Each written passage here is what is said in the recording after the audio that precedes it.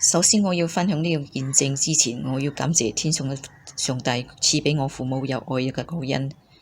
感謝我天上嘅上帝畀我咁好嘅父母，佢一生之中撫養我哋，幫助我哋，栽培我哋，佢哋所付出所有嘅辛苦。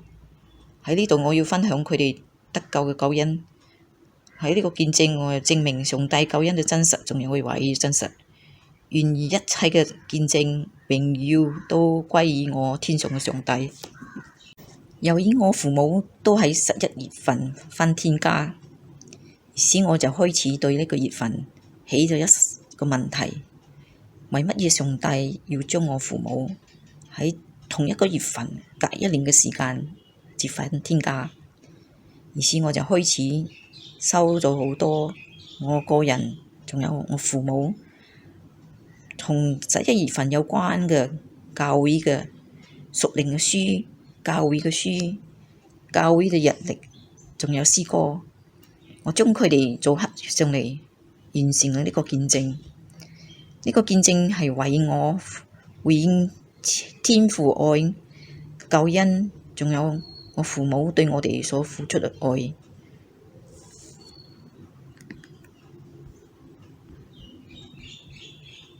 第一本書係聖經，係基督徒嘅精神屬靈藍色。另外一本係聖經，係神默示的嗎？那時係1985年11月份，我洗禮之後，牧師所贈送的。再另外一本係1985年11月份出品，係一本清靈詩歌本，喺我洗禮時期牧師贈送的。最尾仲有另外一本詩歌本係1981年出品，也是11月份。我仲有一啲參考書，比如說每日靈修書即11月份的，仲有靈冥日亮從10月至12月份，仲有麥琴每日讀經表，也是11月份的。再嚟一本由聖三教會所送嘅日曆，係2021年，係最新嘅。仲有一本係迦南地基督教書店所送嘅2021年嘅日曆。再嚟係另外一份日曆，係以色列古代宗教日曆。仲有一款單張係屬於豐收教會嘅天國特會，嗰張係2013年舉辦的，有時11月份。其他最尾2張單張係屬於淡杯聖道堂的，那是11月份，係2019年的。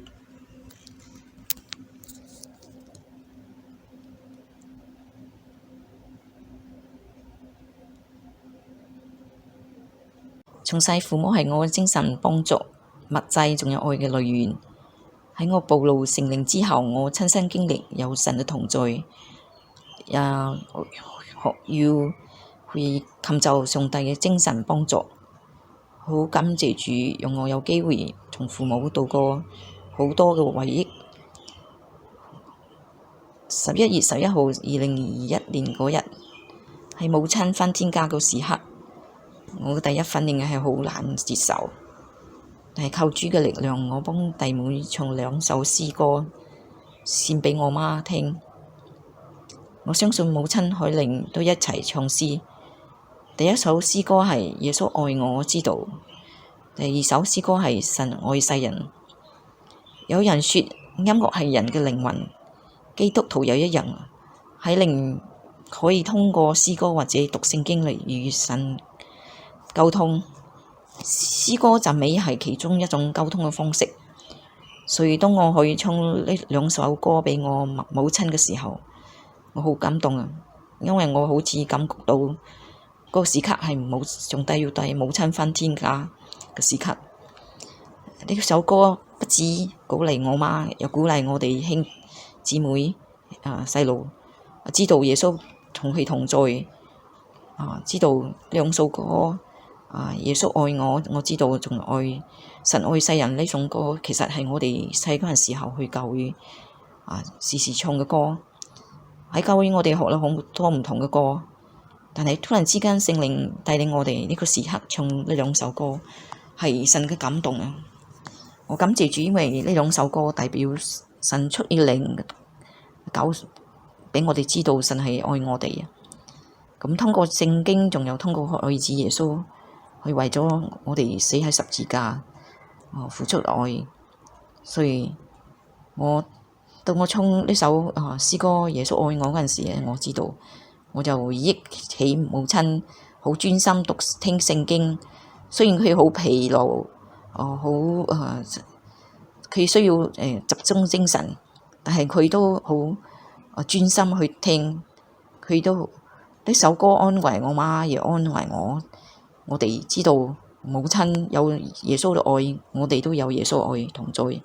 因為我聖經有講過愛我哋，耶穌愛點樣愛我哋，所以我一邊唱一邊流眼淚啊！知道耶穌與我哋同在。我哋知道上帝係睇唔到，但係喺靈入邊我哋知道神係存在嘅，神就喺我哋心中。所以我感謝主神真係好平安，帶我媽返去天家，佢都好安詳嘅好似瞓覺咁樣咯。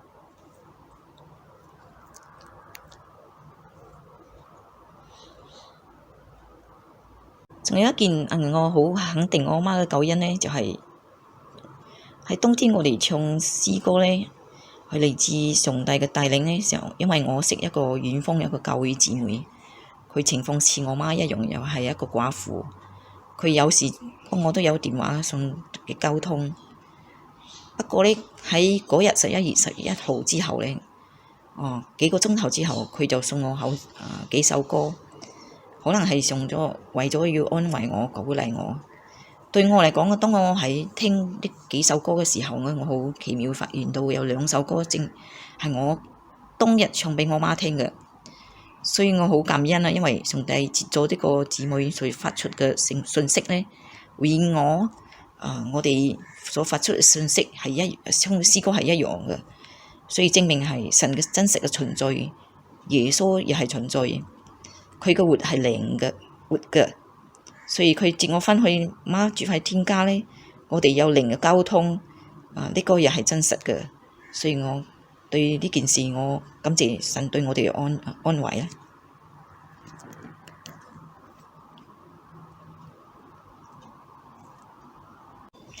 我好感恩㗎，我係2021年11月30號，大約係我母親返天家2個星期左右。我就無意中打開我父母嘅房間嘅櫃桶入邊，就發現有2件文件，一個係信封，一個係小冊子。咁呢個信封就非常舊，咁佢就撈埋放喺一疊舊嘅文件當中。當我發現到我父親同我母親又係一樣收住一啲舊嘅文件。咁好感謝，因為佢收嘅文件雖然唔多，最重要佢收嘅文件呢，內容幫我分享嘅資料係一樣嘅。因為佢其中一個文件嘅信封呢係講係愛嘅禮物，咁佢前面嗰封信封入邊係寫約翰福音第3章16節，神愛世人，甚至將佢嘅獨生兒子賜俾佢哋，叫一切信佢不至滅亡，反得永生。咁除咗呢個信封，耶穌愛我哋就攞不如就好似嗰首歌上唱嘅，咁耶穌愛我哋就係佢呢份愛嘅禮物，就係耶穌降生喺世上，拯救世人，而我哋世人不至滅亡，得到永生。所以我感謝上帝開咗我哋屬靈嘅眼。喺神嘅眼中，我哋都係神嘅兒女。我媽喺神嘅眼中係佢嘅寶貝嘅時候，小兒子。所以我唱呢首歌係感恩上帝接咗我父母嘅2封信俾我安慰，又重新去肯定我父母嘅救恩。耶稣爱我，我知道，应用圣经告诉我，凡小孩子就牧羊，我虽软弱就刚强。主耶稣爱我，主耶稣爱我，主耶稣爱我，有圣经告訴我。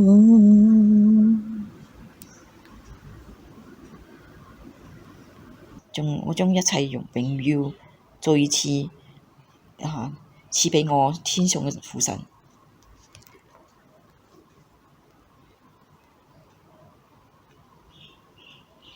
神愛世人，不止佢藉著靈與我說話，藉著人或者基督徒與我說話。我覺得喺我嘅經歷中，神通過另外一本詩歌本，就係呢個救恩歌集入邊，呢首神愛世人嚟回應佢嘅存在。喺呢本詩歌本入邊，我發現呢首歌，所以我好感動，因為真係神藉咗呢本詩歌證明佢係又係存在。不止我仲喺另外一本聖經係神嘅默示㗎嘛，第一面入邊就發現到有第一行入邊有就講到佢已經描述宇宙中嘅萬物，可以演現出一個全能嘅上帝一人。但係上帝不能夠恕我哋人，神愛世人，所以上帝就用文字嚟表示。所以呢，我哋基督徒，我哋不只係用文字，我哋藉咗人聖靈嚟感受神嘅同在。所以我見到呢本書嘅第一行就講到神愛世人呢句話，又見到呢首歌本詩歌本又講到神愛世人呢詩歌，咁我就好覺得呢個神好奇妙，佢又俾我顯現佢嘅實在去存在啊！所以我好感恩。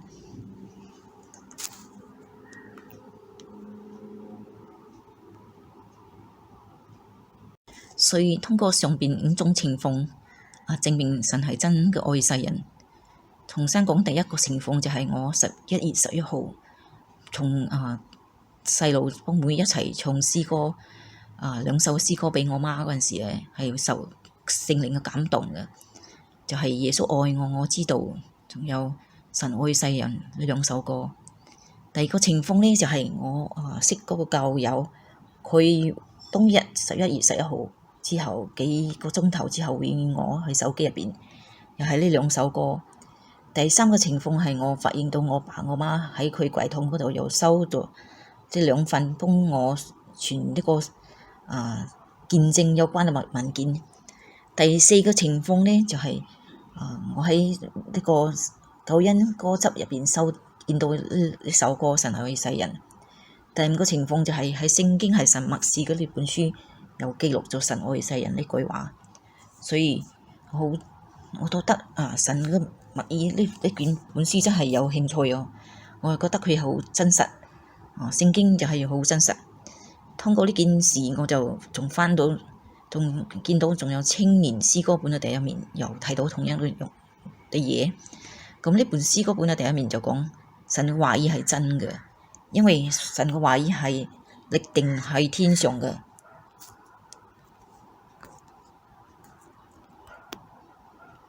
話乜嘢？我講神嘅話係真實，神嘅話要立定在天邊呢？因為神最創世界嘅第一面，就係聖經嘅第一面，或者第一章已經提到，神最創造天地萬物嘅時候係靠考嚟講嘅，佢係靠考嚟創造世界、天地，幫所有嘅生命嘅。最第一章我哋就發現到神講呢段字就出現好多次。上帝創造世界第一日係靠說創造嘅，佢用佢嘅口嚟描述佢要做嘅事。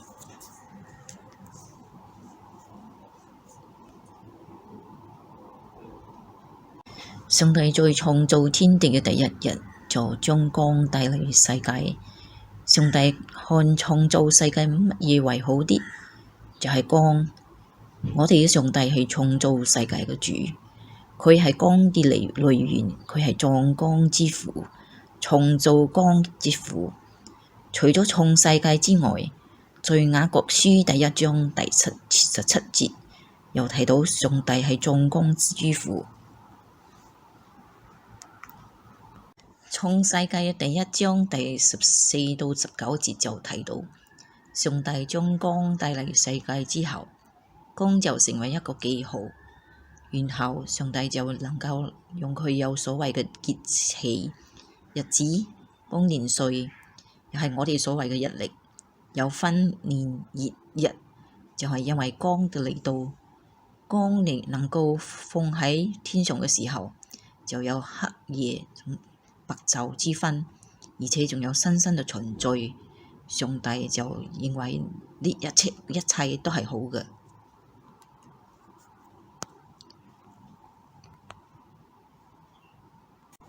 所以我哋見到上帝在新約嘅雅各書和舊約嘅創世記都描述到上帝係光的來源，而且上帝係眾光之父。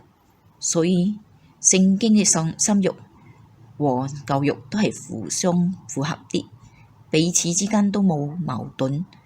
啱好喺以色列嘅猶太紀期入邊，11月份至12月份都係光明節，而我所收集呢啲資料都係11月份的，而且仲係光都有關係。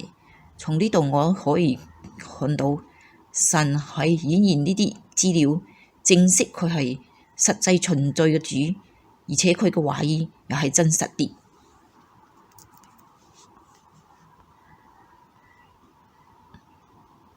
愛我天父老早就根據佢嘅年歲日期指引我嘅人生。神將愛我嘅父母放喺我生命當中，神愛我哋，感謝佢又賜俾愛我哋嘅父母。我父親好錫我哋，好關心我哋兄弟姊妹。差唔多每一年我都記得父親要送我哋日曆俾我哋，以便我哋好好嘅利用我哋時間喺學習、喺工作，仲有喺我哋生活當中。咁我一用到呢啲日曆嘅時候，就感受到我嘅父親好似天父咁樣愛我哋，咁樣關心我哋。咁我對我母親嚟講呢，我就諗到佢喺百忙之間咧，好忙嗰陣時就帶我哋去教會、去幼稚園。喺禮拜日嗰陣時又帶我哋去主日學，所以我好感恩我哋咁細個生命之中就有心性靈都係健康成長。所以無論我媽多忙，佢都要帶我哋去教會。咁最主要通過佢嘅年月日期，將佢嘅光愛賜俾我父母，而且我父母將佢嘅愛又傳俾我哋。我又記得我父母曾經有段時間好鍾意一齊唱一首歌，呢首歌就係真正好，係一個福建歌。咁首歌係咁唱啊，真正好，嚟信耶穌真正好。拜一、拜二、拜三、拜四、拜五、拜六，成個禮拜嚟信耶穌真正好。所以一唱呢首歌，我就諗到母親帶我哋去教會參加幼兒園，仲有參加主日學。所以好感謝，因為紀念我媽，我時時都帶我哋去教會。既然上帝愛世人，佢賜主耶穌俾我哋世人。咁呢個上帝係點樣上帝？其實係三位一體嘅上帝，係聖父、聖子、聖靈。因為去教育創世記第1章26節就講到，神係稱呼佢哋係我們，其實就係三位一體。咁喺新約嗰度呢，路加福音第3章21到22節就講到，耶穌洗禮嗰陣時係有聖父、聖子、聖靈一齊出現。神愛世人，為咗世人佢賜下佢嘅獨生兒子耶穌嚟到世界。咁耶穌就降生喺以色列嘅耶路撒冷，基督徒一般喺12月25號嚟慶祝聖誕節，耶穌嘅誕生。一般上比較特別嘅情況係1月7號慶祝。咁嗰陣時覺得我父親係1月7號，同樣係幫一啲國家慶祝嘅日期係一樣嘅。不止日期，我父親係1936年出生。咁我發現到百福教會呢個教會又係1936年到1938年建立。嗰陣時候，耶穌大約係2000多年前，佢就喺嗰個地方。聖經帶咗去12個門徒喺嗰度講到天國嘅百福。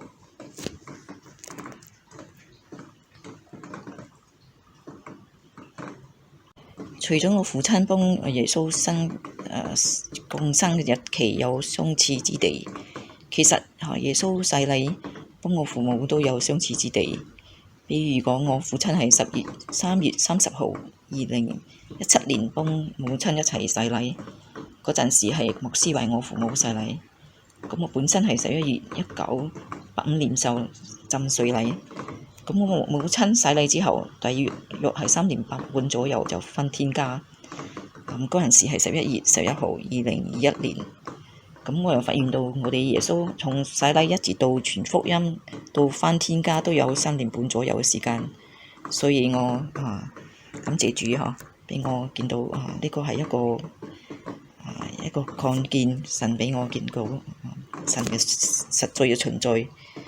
仲有我通過救恩歌集入邊見到我哋主耶穌寶血洗淨我哋聖徒嘅罪，嗰度係第一面就解釋到耶穌寶血洗咗信徒嘅罪。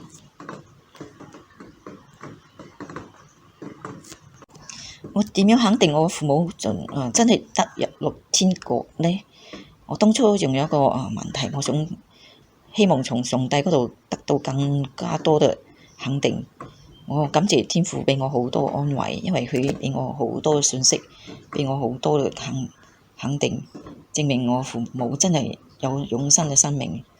第一個係當我父母分天家嗰一日，就係2021年嘅11月11號，咁我就睇到我父母家中有一份個靈命日亮嘅書，入邊個書個信息就論到返去天家。咁你個返去天家呢個作者就係聖國嘅作者所寫。咁啱好我幫我父母洗禮嘅牧師又係聖國嘅。除咗第一種方式，上帝通過佢嘅話語嚟安慰我；第二種方式，上帝通過詩歌，仲有一種其他嘅預送嚟安慰我。正式父母已經回到神嘅天家。喺11月13號2021年母親嘅追思禮當中，我哋唱呢一首歌叫《相遇在主裏》。呢首歌令我哋非常感動。我喺唱嗰陣時候就可以回憶去過去母親同我係咪一齊有快樂，仲有流淚嘅時候。我哋喺主嘅愛入邊呢，無論係生活上都有神嘅同在。咁依家呢，我父母返到天家，仲係愛中呢。父母有一日，我哋喺天家都要相聚喺埋一齊。咁詩歌總説到迦南美地其實係預表天堂，係天國。咁唱完呢首歌之後，我就諗到10月27號到28號之間，仲有一蜂窩嘅蜜蜂就飛喺我父親之前有種過一個果樹上邊。啱好呢，嗰個時候因為我母親身體原因，佢飲咗好多奶嘅飲品，所以嗰陣時呢個迦南美地係流奶與蜜之地。我哋有日要相聚喺度。咁迦南書店收到嘅2021年嘅日曆名字係叫迦南美地，所以我覺得呢3樣嘢湊埋一齊就我要肯定神嘅存在。咁呢個迦南美地就係神要帶我父母去嘅天國之地。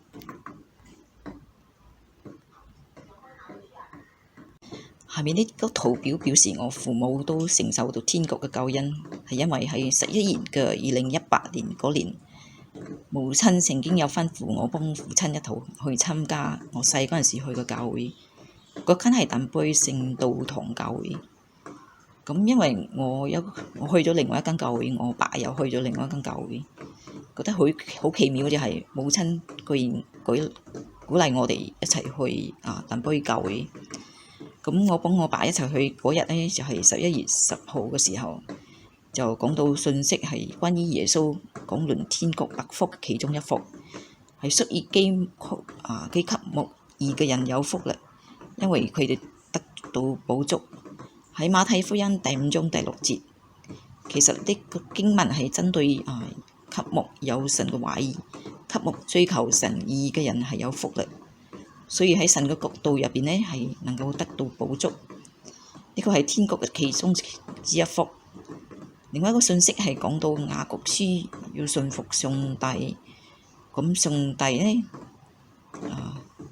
咁喺11月17號嗰日呢，另外一個信息係講到雅各書係要順服上帝，就能夠抵擋魔鬼，魔鬼就要逃避我哋基督徒。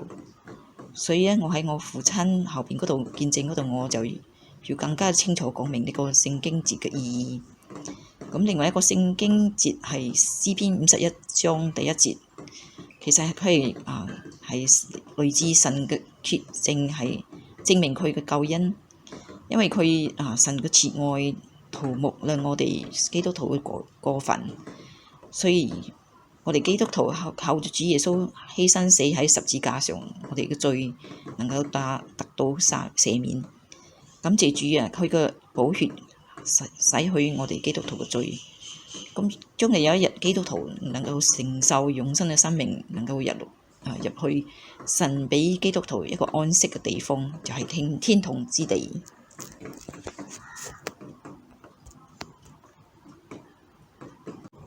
下一個圖表係以表我父母能夠入天國嘅印證。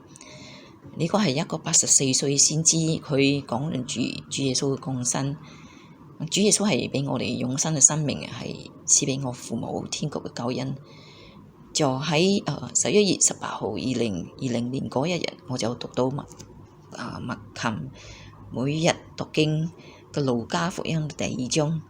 咁喺第二日26到28節當中，就説到一個84歲嘅先知，佢喺講論住耶穌降生嘅事情，仲有點樣救贖世人嘅盼望之主。咁嗰時候呢，讀完聖經嘅第二日，我父親就喺11月19號，佢又係84歲，返到天家。去此之後邊我就要多啲分享我爸爸嘅見證。喺呢度我哋見到我父親幫耶穌生日嘅日期，仲有都有相似之地方，所以我好感恩主耶穌俾我有信心講佢係俾我見到耶穌係真實嘅主。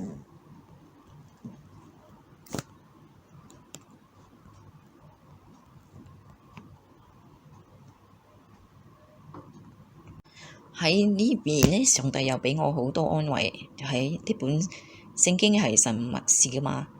其中有幾面啦，就睇到好準確嘅答案，就係上帝真係賜俾我哋平安，聖經真係賜俾我哋平安。因為我父母已經得到永生啦。喺第28年嗰度呢，就講到聖經可以俾我哋得到真正嘅平安。喺第29年嗰度呢，就睇到有個德國嘅84歲嘅總統，咁醫生就話俾佢聽，佢要隨時準備返天國。就喺11月19號2020年嗰日，咁我父親又係84歲，咁嗰個日就去返到天家啦。所以我覺得好奇妙啊，因為除咗我呢個84歲嘅見證，仲有另外一個係69年嗰度睇到一個老基督徒，佢喺80歲嗰陣時就個遞手嗰陣時佢就送禮物俾佢個隨師一本聖經。咁我諗到呢個老基督徒，就諗到我媽，因為我媽又係至少就可以教會，又係老基督徒，佢信耶穌好多年，又鍾意傳福音。以前我哋細嗰陣時，又係佢帶我哋去教會。所以我母親係11月11號2021年返天家，啱好又係80歲。所以咧，我從呢兩件事，呢兩個人物嚟睇咧，幫我母親、父親嘅年齡有關係，仲有都係同一本聖經係神默示呢本書入邊講到嘅。所以我見到呢本書俾我哋平安嘅信息，咁所以我覺得我又對感謝主俾我更加多嘅信心，更加多嘅平安。因為神嘅話語係值得我哋信服嘅。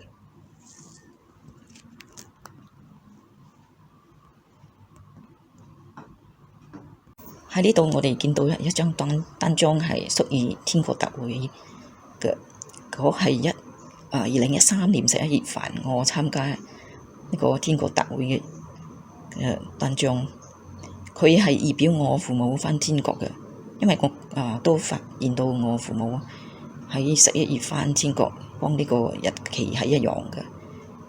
咁其實喺2013年我就發現，根據呢個情況，主耶穌神已經老早就安排好，俾我去參加呢個天國特會嘅講座。當初去參加教會嘅人好多，咁我又冇諗到呢個特會對我有仲有我父母佢哋有咩特別嘅意義。後尾我返嚟最近我收呢個資料嗰陣時，就俾我覺得好奇妙因為發現到上帝已經好早安排我呢個見證嘅資料，仲有表現嚟顯現俾人睇佢嘅救恩嘅真實性。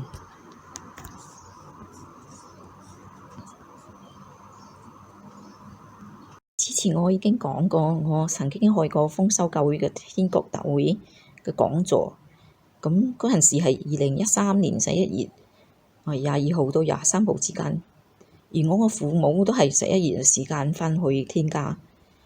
咁仲有我發現仲有一件好特別，就係11月30號嗰陣時，咁係我母親返天家嘅2個星期左右，我就打開我父母嘅櫃桶入邊，發現到另外一張單張，其實係我父母曾經去過同樣呢間教會嘅，係豐收教會。咁嗰陣時嘅單張嘅講道咧係2013年嘅6月份，佢係講到嗰個題目係熱愛生命。佢單張就講到要奉父子聖靈嘅名洗禮。我好感恩感謝天父俾我父母喺2017年嘅3月30號洗咗禮。所以天父知道我哋需要救恩，天父要愛我哋嘅生命，唔止係俾我喺世界嘅生命，又俾我哋永恆嘅生命。所以接咗呢個見證我感恩父母最細嗰陣時洗咗禮，又做咗好好嘅見證神嘅國度，仲有佢救恩係真實嘅。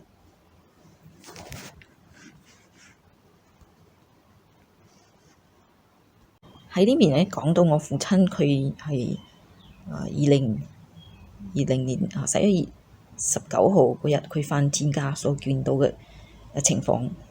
咁我父親描述佢自己看到主幫天使，仲有佢唱哈利路亞就返天家。咁我覺得好奇妙係，因為我係11月18號就係前一日嗰日，又一樣讀到耶穌降生，咁有天使報佳音，仲有就讀到天使幫天兵都一齊讚美主。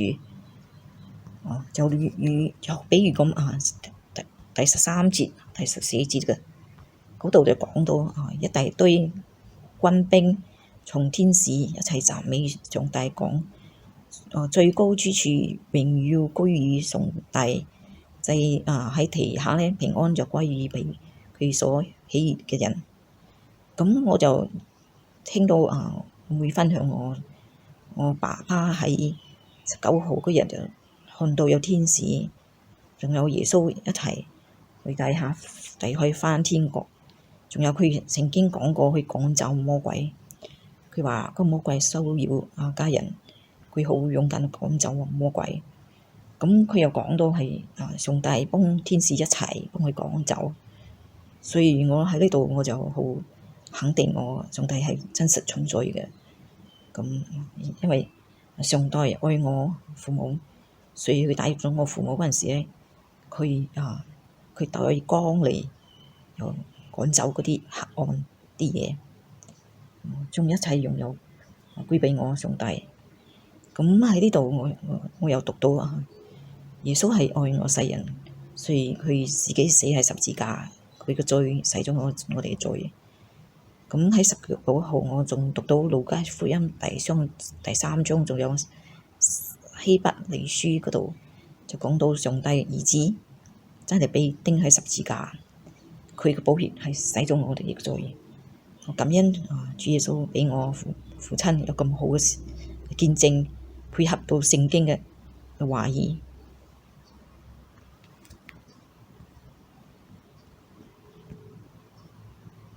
喺呢面就講到上帝耶穌嘅天國。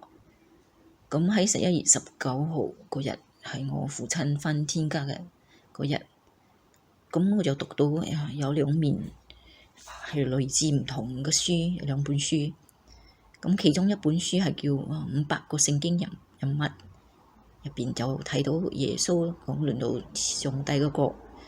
咁佢講到上帝嘅國已經近啦，因為有愛上帝嘅國，有愛上帝睇到為咗犧牲生命嘅，佢就得咗生命，因為佢得到嘅係永生，仲有恆久嘅生命。同樣喺另外一本書咧，係叫靈命日亮入邊咧，就講到另外一個牧師又非常嘅勇敢。咁佢喺鐵達尼號上邊咧，咁喺呢個船又闖上個冰山之後，佢將佢女送上救生艇之後咧，喺混亂中搶救救咗好多嘅人啊！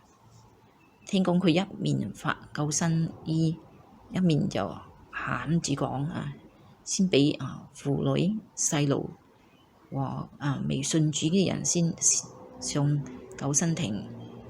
咁經過呢件事就因為佢好愛耶穌，佢好愛人，所以佢犧牲佢自己嘅生命，為咗要救更多嘅人。咁佢嘅精神係有耶穌嘅愛，仲有耶穌嘅精神，犧牲嘅精神。同樣19號呢日，我父親返天家嘅時候咧，令我非常感動嘅係，當我父親描述佢見到魔鬼，佢幫上帝天使一齊趕走魔鬼，咁呢個家就唔受到魔鬼嘅騷擾。我好感恩，因為我父親好愛兒女，所以咧當時我兩個妹都喺嗰度，佢就將佢所看見嘅就話畀我兩個妹知道。佢好勇敢講咗之後咧，又勇敢地趕走魔鬼，從咗哈利路亞之後，佢又覺得好平安啦。所以咧，我覺得上帝嘅國係有平安嘅。咁我感謝主啊！我爸經歷呢個係佢親自睇到上帝嘅天使嚟到當中，咁佢係好勇敢嘅行動，就好似嗰個牧師一樣，好勇敢嘅行動一樣。感謝主啊！因為佢通過我爸自己嘅見證，又通過呢兩個講到神嘅國，仲有另外一個牧師勇敢嘅精神，證明耶穌嘅天國係真實嘅。將一切用榮耀都歸給我天上嘅天父。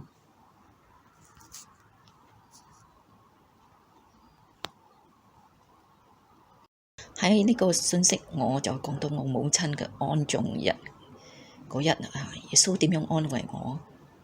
嗰日係11月15號喺嗰個500個聖經人物書中我啱好就讀到呢個信息係耶穌通過拿撒勒之死安慰馬太與瑪利亞。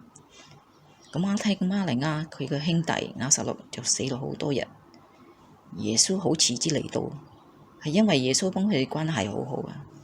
咁耶穌遲到啊，係希望要榮耀神佢嘅名啊，所以佢畀拿撒勒嗰個時候之活活。咁喺一個信息入邊，我感受到耶穌要講嘅係我母親嘅死，雖然係肉體嘅死啊，係永恆嘅生命，佢係活嘅。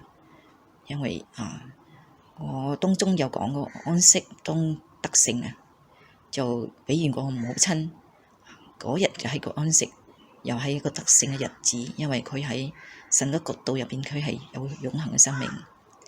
咁同樣呢個信息嘅第一行就講到距離耶穌受死之活大概1個月啊，所以呢條信息又提到耶穌曾經死過又活過。咁耶穌死過活呢個信息，有啲人都有聽過。我哋相信耶穌死過活嘅主，佢係掌管生死同陰間嘅，佢擁有死亡陰間嘅鎖匙。我哋相信我哋主耶穌畀我哋永生嘅生命，佢自己經歷死亡活，佢有活住權柄，所以我感謝主，佢通過呢個事嚟安慰我，呢個信息畀我更加肯定永生嘅生命係真實嘅。咁除咗呢個信息，我仲有個見證係我妹妹提醒我，係我媽生前所分享嘅見證。咁我媽佢生前之前呢，幫我分享嘅，佢細嗰陣時喺我家鄉嘅時候，就聽到一個老基督徒，佢大約70歲左右啊。咁有一日佢就喺家中花園嗰度咧，就睇到一個十字架，十字架係滿個蘑菇嘅一個十字架。咁佢見到呢個蘑菇嘅十字架，佢以為呢個蘑菇得食嘅，佢就攞嚟食。煮嚟之後咧，佢就咁樣離開世界。咁佢家人就發現佢已經停止呼吸，所以要將佢安葬啊。咁佢安葬幾日之後，咁老基督徒嘅靈魂係喺天國啦，佢就見到耶穌，耶穌就話畀個老基督徒佢時候仲未到，就叫佢返去傳福音。咁幾日佢又活返嚟啦，佢之後就話對人哋聽，佢見到上帝耶穌，咁佢分享耶穌係真神咯。咁教會有啲人又唔信佢講啊，咁老基督徒就講預言佢呢個人要發生咩事。果然呢個人聽咗之後事情就發生啦。咁呢個感恩呢個故事係我媽講畀我哋聽啊，係見證一個基督徒死而活嘅。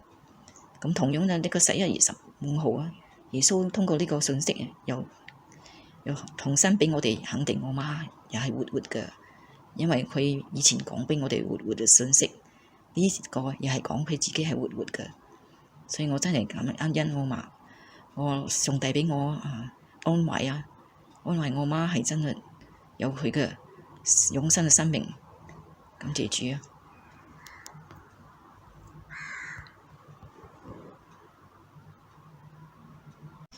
最嚟啲面呢係我父母嘅櫃桶揾到另外一份見證啊！佢哋參加過豐收教會帶返嚟嘅一封信。咁呢間豐收教會就係我喺2013年嗰陣時參加天國特會嘅嗰間教會。喺呢個信入邊呢，呢個係一個牧師寫嘅，佢就講到神創造天地，我詩歌讚美感謝天父。咁我就覺得好奇妙啊，因為我寫啲見證之前又係用詩歌讚美開始嘅。咁佢幫我信息係好係一樣嘅。咁因為神係賜我哋平安，所以畀佢相信佢嘅人我感謝主啊！神佢係三位一體嘅上帝，係個靈佢賜畀信佢呢啲人喺呢面我分享3本聖經嘅經節。第一本係詩篇143章咁佢就講到我哋嘅靈本身係發溫嘅，佢係上帝嘅靈係善嘅，係光明嘅靈，佢係賜畀我哋更新嘅靈。除此之外上帝嘅靈畀人哋盼望，就好似羅馬書15章所講嘅，上帝係賜畀我哋盼望，賜畀我哋有信心、有喜樂、平安，仲有佢藉助聖靈嘅能力啊，我哋有盼望。聖靈又賜畀我哋好似初熟嘅果子一樣。正雅各書第1章就講到，上帝按照自己嘅旨意生造我哋，畀我哋喺萬物中好似初熟嘅果子。咁呢個初熟果子就比如係仁愛啊、喜樂、和平、忍耐、恩典、良善、誠實、溫柔、結福音嘅果子。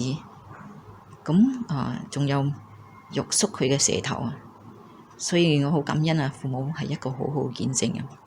父母為人都係好良善、好誠實。父親冇咩脾氣啊，好少發怨言啊。父親好勇敢啊！佢從細就冇父親做乜嘢事都唔怕辛苦啊！佢好勇敢面對生活嘅挑戰啊！記得佢曾經經歷過失去財回復嘅情況之下，佢都係以家庭親情為主啊！佢考慮到我哋嘅安全多過考慮金錢啊！我感謝我天父賜畀我哋咁好嘅父母，咁佢哋成為我哋子女好好嘅榜樣啊！因為佢哋生命中結咗好多美好嘅果子。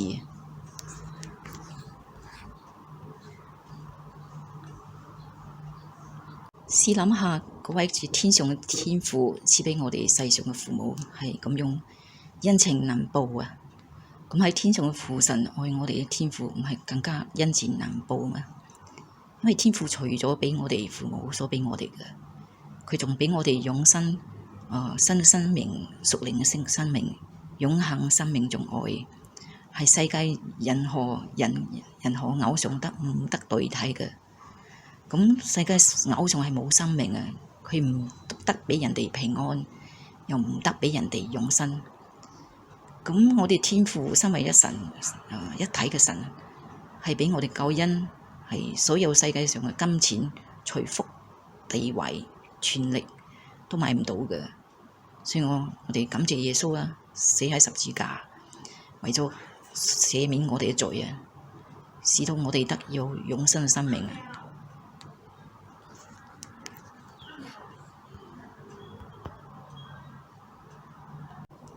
最尾我要總結一下成個見證。當我喺蘇浙11月份所發生嘅聖經密物，仲有聖經嘅經節，我又發現到我父母都係蘇浙一樣嘅信息，所以我覺得呢個聖經見證咧係不止3個人嘅見證，仲有超過3個人，我又仲有我妹去分享嘅，仲有我父親親口講嘅見證，仲有其他教會分享佢哋信息等等。咁呢，上帝係真實嘅，佢係存在嘅。咁呢啲見證彼此之間都冇矛盾，係互相符合嘅。咁我感恩啦，呢一切都係榮耀都歸畀我天上嘅父神啊！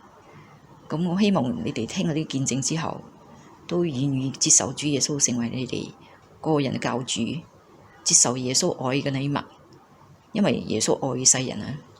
喺呢度我附上一個禱告詞，希望你哋根據呢個禱告詞，接受主耶穌成為你個人嘅教主。